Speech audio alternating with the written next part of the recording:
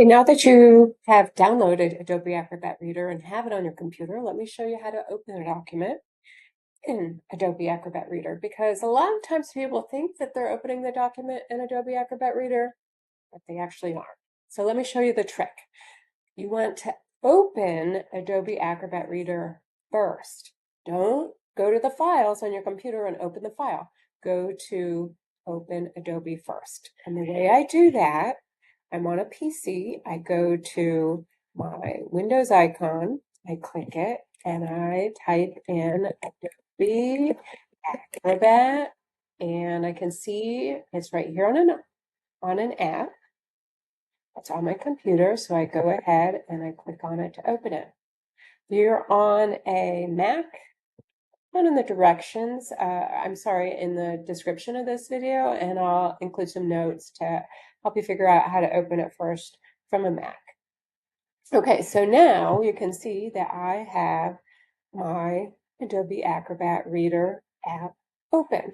From here, then I open the file. So I click on Menu in the top left corner. I then click on Open, and this will then access all the files on my computer. You will need to download and save the document on your computer. And if you're having problems, that could be one of the problems that you're having. You got to save it to your computer. Here I have one saved, my name coloring sheets. I'm going to click on it to open it, and ta-da, that is how you open it in Adobe Acrobat Reader. If you've been experiencing problems, do this, and this will probably eliminate problems. So here's my document. I scroll down.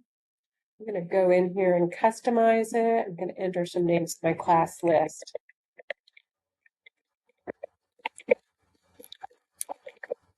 And might be different directions. There are different directions for different documents, so follow the directions for your specific thing. I'm going to go down to page 8, and you can see